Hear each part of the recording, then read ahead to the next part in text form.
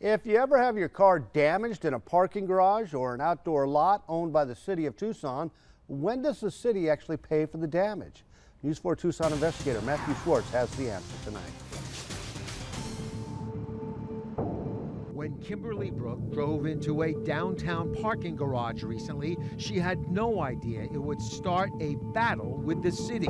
The Tucson resident parked in the city-owned Depot Plaza garage on North 5th Avenue on the morning of September 15th. 10 hours later, when Brooke put the car in reverse, she heard a loud noise. And so I freak out, jump out of the car, and I look down there and there's a 4-inch piece of rebar sticking out from the concrete. Couldn't believe it. A steel rod had come out of the wheel stop, the concrete barrier at the front of the parking spot. The front bumper and undercarriage on Brooke's 1999 BMW were damaged. The bumper doesn't look bad now, but Brooke says that's because a friend jerry-rigged it to hold it together.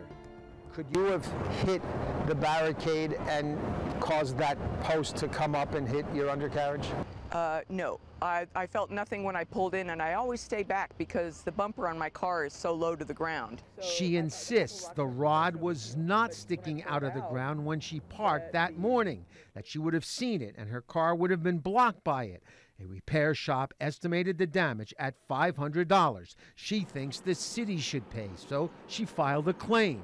It was denied. Were you surprised that your claim was denied? I was shocked. Matt, I was shocked. I couldn't believe what I was reading. The denial letter from the city says records from the Park Tucson division reveal that there were no prior complaints filed for the concrete wheel stop that caused damage to your vehicle, and the city cannot be held liable for something for which it has no prior knowledge. Once the city of Tucson has knowledge of a problem, it must be given the opportunity to rectify the problem.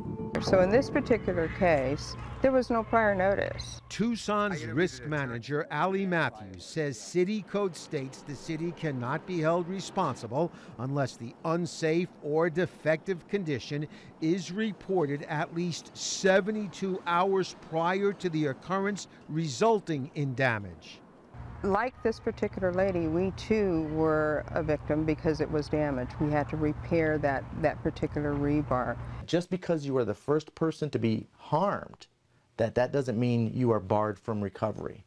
Attorney Vince Robigo, who isn't involved in this complaint, often works liability cases. He says the code requiring prior notice makes no sense, that there's always a first time. In my mind, the reasonable thing for the city to do is to reconsider this small claim and pay out. Unfortunately, it did happen to her, and I believe that was indicated to her in the letter that was sent by the claims adjuster that we apologize.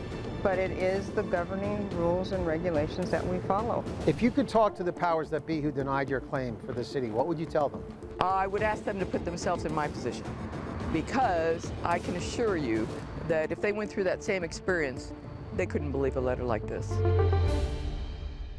The city says it processes about 1,300 claims a year and pays out roughly 500. If you see any unsafe condition, whether in a parking garage or a pothole on a street, you should report it immediately to the city. We've put information on how to file a claim and that city code on our website.